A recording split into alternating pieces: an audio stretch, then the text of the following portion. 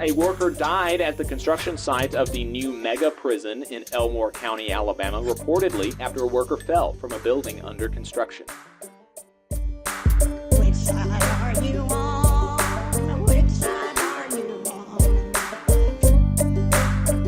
Let's get to Boss Watch and then we'll head over into overtime. So in Florida, a federal workplace safety investigation found that a Florida labor contractor could have prevented the fatal illness of a 41-year-old worker who collapsed while harvesting oranges at Alico Farms in December 2023 by taking required steps to protect employees from hazards associated with high temperatures.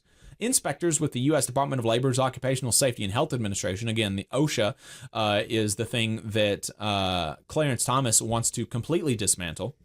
Inspectors with the U.S. Department of Labor's Occupational Safety and Health Administration learned the worker employed by Guerrero Ag LLC had difficulty talking and appeared disoriented before becoming unresponsive and collapsing, symptoms consistent with a person suffering from heat stroke. Sadly, the worker died 3 days later in intensive care. OSHA determined the heat index reached approximately 92 degrees on the day of the incident.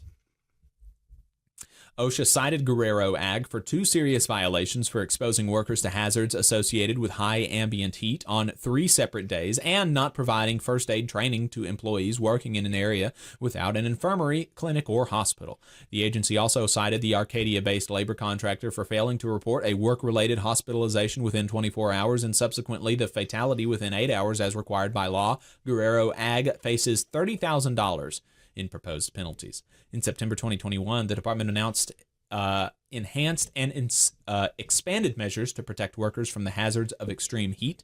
OSHA has developed a potential standard for workplaces to prevent heat illness and injury in work environments in general industry, construction, maritime, and agriculture.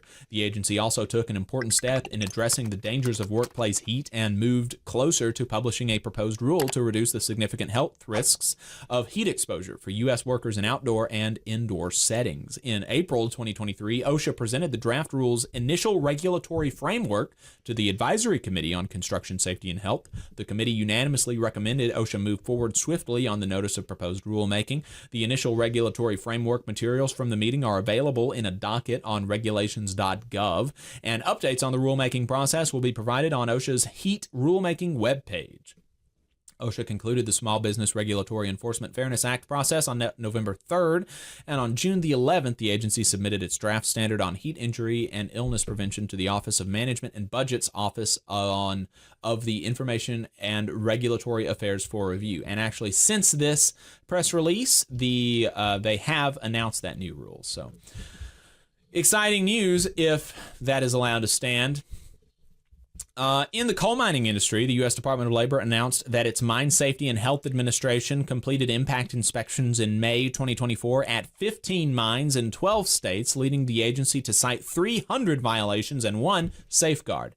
MSHA's impact inspections since 2023 have identified 3,800 violations, including over 1,000 significant and substantial violations and 68 unwarrantable failure findings. An SNS violation is one that could contribute in a significant and substantial way to the cause and effect of a safety or health hazard. Violations designated as unwarrantable failures occur when an inspector finds aggravated conduct that constitutes more than ordinary negligence. The agency conducts impact inspections at mines that merit increased agency attention and enforcement due to poor compliance history, previous accidents, injuries, and illnesses, and other compliance concerns. Of the 300 violations MSHA identified in May of 2024, 62 were evaluated as significant and substantial, and 5 had unwarrantable failure findings. The agency completed these inspections at mines in Kentucky, Mississippi, Missouri, Texas, and West Virginia, among others.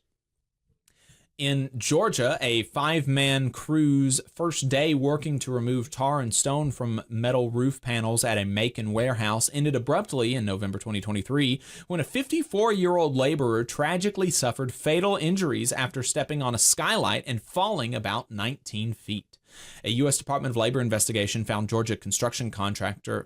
the Georgia construction contractor could have prevented the fall by providing their employees with required fall protection. Investigators with the department's Occupational Safety and Health Administration determined that the employee of NORD LLC in Johns Creek stepped on the skylight after dumping debris off the warehouse's roof. An ambulance rushed the worker, who suffered severe injuries, to a nearby hospital where they succumbed to their injuries hours later. In addition, NORD LLC failed to notify OSHA of the incident within the required 8 hours. OSHA's inspection found the company failed to protect its employees by not using fall protection systems, leaving skylights without safety guardrails on the roof the day of the fatal incident.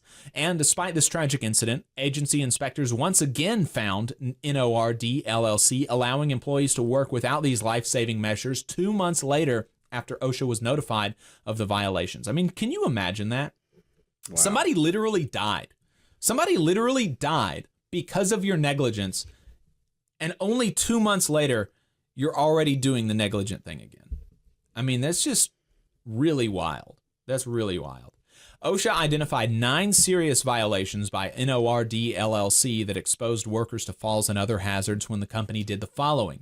They failed to provide fall protection systems to workers on a roof at heights of 19 feet. They failed to install covers or guardrails on the roof's skylights. They permitted workers to use a forklift, elevating workers on a pallet to the upper roof level.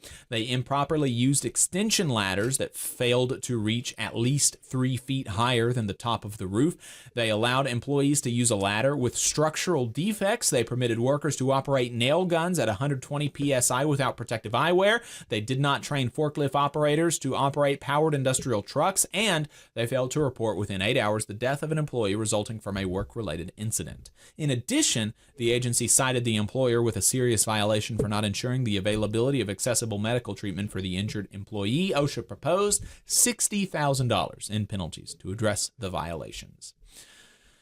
Had a few dishonorable mentions. A worker died at the construction site of the new mega prison in Elmore County, Alabama, reportedly after a worker fell from a building under construction. Elmore Autauga News reports that the site is currently shut down and will be shut down as the investigation continues.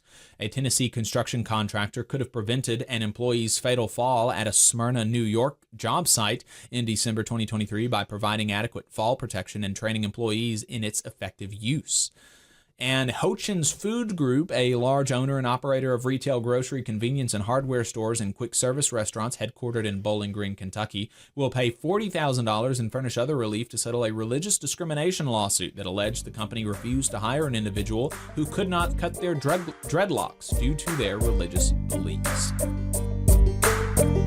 You just saw a clip from the Valley Labor Report. We are live every Saturday morning from 9:30 a.m. till 12:30 p.m. And we pride ourselves on keeping all of our content free to everybody so that we can talk to as many working folks as possible. If you support the work that we're doing, you think that it's important, you think that it's good, then consider making a monthly contribution to the project. And you can do that on our website, tvlr.fm.